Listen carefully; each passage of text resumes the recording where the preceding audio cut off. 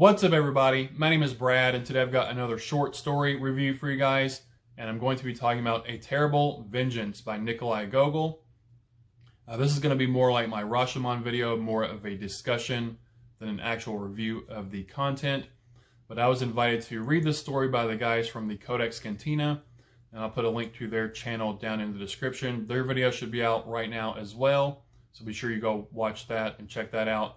I'm really curious to watch what they have to say, because I feel like a lot of the concepts and deeper meanings sort of went over my head. I don't feel like I fully grasped what the author intended us to understand in the story, so I really want to see what they have to say. But anyway, like I said, this is A Terrible Vengeance by Nikolai Gogol. He was a Russian author. This was published in 1832. Una sort of described him as the Russian version of an Edgar Allan Poe, and I did get those sort of vibes and feelings from the story. This is definitely a gothic horror story. I did a little bit of research on Gogol. It seemed like he was religious, maybe Catholic or Orthodox Christian, and I feel like he put a lot of his religious beliefs in the story. It also had some folklore type elements to it, especially the third act. There's sort of a bard telling a story that seems like it's been passed down and passed down and passed down. But I'll sort of hit on a few points of the story, the synopsis, and give my thoughts and everything on it.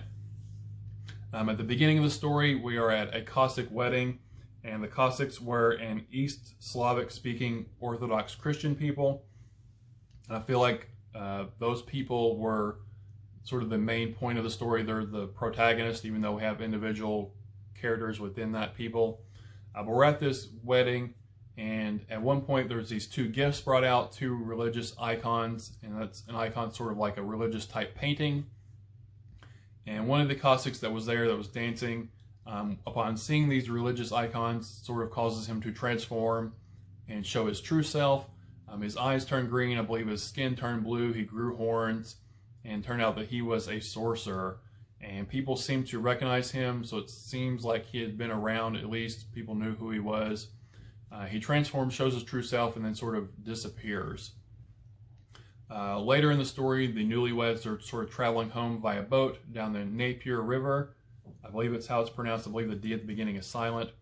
But they pass this sort of looming, creepy castle up on the hill with this cemetery, this graveyard beneath it. And as they're passing by, the undead start to rise out of the graveyard. I believe it was 3 zombie-ish type figures, and each one was more hideous and grotesque than the last. The beards would get longer, their nails would grow longer. I believe at one point, holding its hands up, and its nails touched the ground. And they were sort of moaning or saying that they were suffocating, which I think plays into the end of the story, and we'll get there in a bit. But I believe that those were the sorcerer's ancestors. I might be completely wrong, but I think that's who they were supposed to represent. Another part in the story later on, the next day, Katerina and her husband Danilo, they wake up, her father comes in, they sort of have an argument, Danilo and the father-in-law, about where they were the previous night, and they have a fight with each other. They draw swords and fight, they draw weapons and shoot at each other. Danilo is injured. Katerina sort of intervenes and begs them not to harm each other, to forgive each other. She doesn't want either one of them to die. So they sort of begrudgingly forgive each other, and then they have a meal. And in the meal, there's dumplings are brought out, and pork and mead. And the father-in-law sort of refuses to eat and drink these items. And Danilo, the husband, compares him to a Pole or a Turk. And at this point, it sort of feels like the concept, if you're not with me, you're against me. If you're not this, Cossack people, if you're not an Orthodox Christian, then you're below me, you're not worth my time, you're, against me, you're evil even. I feel like that was sort of a theme throughout, that evil can be anywhere. Evil can be at your wedding night, evil can be at the dinner table, it can be within your father-in-law, it can be within your own home and your own family. I feel like that was sort of one of the points that Gogol was trying to get across. That evil can be and lurk anywhere. Even where you might least expect it. On your wedding night, at home, at the dinner table. and Danilo comparing the father-in-law to a Pole or a Turk. I believe those peoples were fighting each other at the time. So it was, you know, if you're not with me, if you're not going to partake in our beliefs and our customs, then you are against me. There's no sort of neutrality. There's no, you know, understanding one another. It's, you know, you're either doing what we're doing or you're against us and you're doing what the evils are doing, basically, as what I feel like he was trying to get across. But later on in the story, Katerina has this dream where she believes the sorcerer is trying to basically get her to marry him. That is taken as a bad omen. At one point in the castle, Danilo sees this light flickering. He goes to investigate, climbs up, and discovers that the father-in-law is actually the sorcerer, and he's conjuring this spell, conjuring up Katerina's soul, and trying to deceive her into marrying him. And I believe it's at this point that Danilo compares him, or calls him, the Antichrist, that the sorcerer is the Antichrist. Another heavily religious, you know, theme brought into the story. He goes back and they end up, eventually they capture the sorcerer. He's put in prison, and, you know, he can't get out. He can get through the chains and stuff, but there seem to be sort of spells etched in the walls that even Danilo doesn't know about. And the sorcerer can't get free. But Katerina keeps walking by, and he basically begs her for forgiveness, saying if she lets him free, he'll change his ways, he'll repent, he won't be the same. And she basically falls for it, lets him go, and then sort of everything from there is basically on her shoulders. It is her fault, the rest of the story. He's freed. He doesn't really change. What he does, he brings a group of Poles, and they attack. And in the fight, he shoots and kills Danilo, shoots and kills the husband. And that point, sort of Katerina starts to go mad. I believe from there, her child dies in the night. It acted like she had a dream and it was stabbed. And I don't know if it was actually figuratively, you know, literally stabbed within the story, or if it just happened to die in its sleep. But she sort of had the premonition dream that her son was going to die, which happened. And she basically goes crazy and mad. One day, a stranger comes up saying he was friends with Danilo. They were together in the war, and he was told if anything ever happened to Danilo, that he would come and he would be allowed to marry his wife, Katerina. At this point, she sort of snaps out of it and realizes this is a sorcerer, this is her father. She attacks him with a knife. He is able to get it from her, and he actually kills her. And this is sort of at the point where I feel like he feels like he needs to repent now. He sort of goes, he tries to flee, and he has this vision, this conjuration of this man, this bearded man, this knightly man riding a horse, and that terrifies him, and that's when he starts to flee. He starts to seek out forgiveness. He comes across a monk in a cave. He begs for forgiveness, begs to be prayed for. The monk says no, he can't do it. He actually opens the Bible, and the words are actually bleeding, which was really vivid and cool imagery. He can't pray for him. He's too evil. He can't be redeemed. He's actually causing the Bible to bleed. The sorcerer kills that monk, and then it's sort of trippy from there. At one point he was riding his horse, and the horse sort of turns around and laughs at him, and it has like 2 rows of teeth.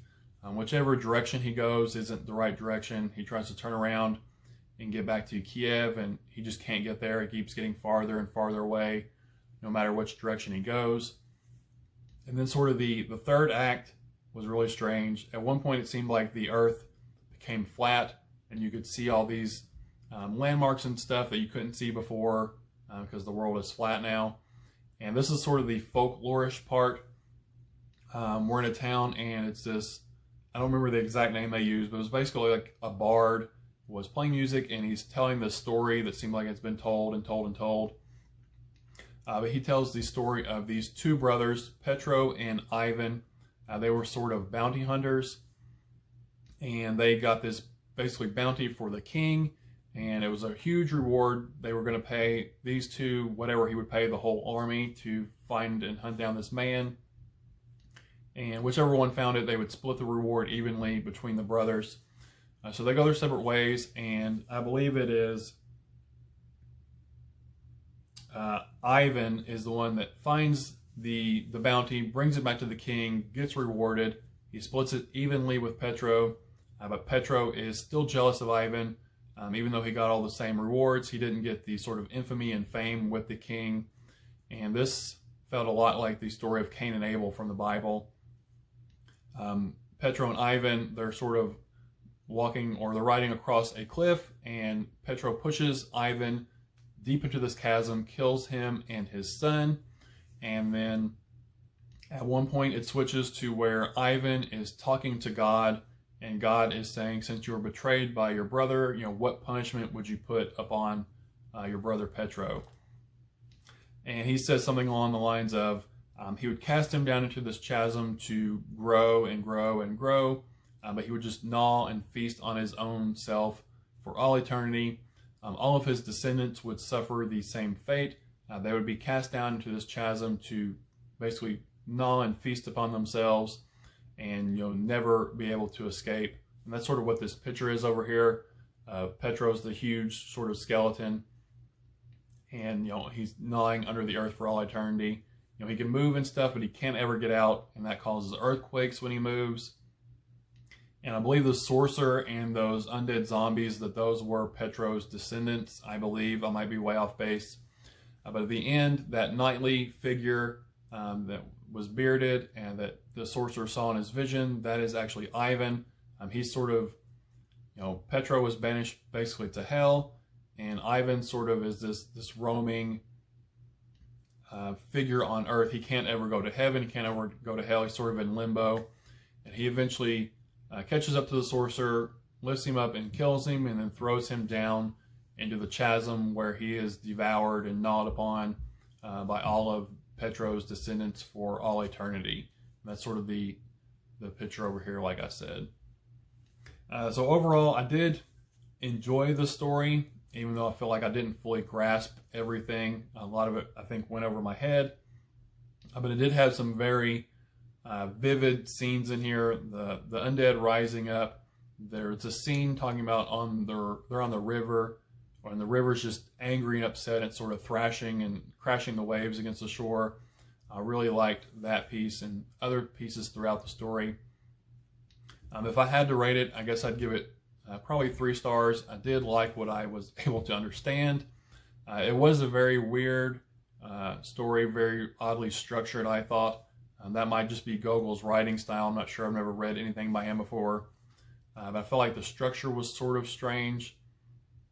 It felt like it would have a lot of scene breaks, like it would just cut and go to something different, like almost like a movie, instead of sort of flowing. It felt sort of choppy in my opinion. But yeah, this has been A Terrible Vengeance by Nikolai Gogol. You should definitely check it out. If I can remember, I'll put a link for it down in the description. It's free. You can just read it for free online. I definitely think you should check it out. It was about 20 pages, I think, so it wasn't too awful long. Yeah, that's all I have for you guys today. This has been my rambling discussion on A Terrible Vengeance by Nikolai Gogol. And thanks to the guys at the Codex Cantina for inviting me along to read this story. Well, that's all I have for you guys today, so thanks for spending your time with me. Again, my name is Brad, and I'll talk to y'all later. Bye.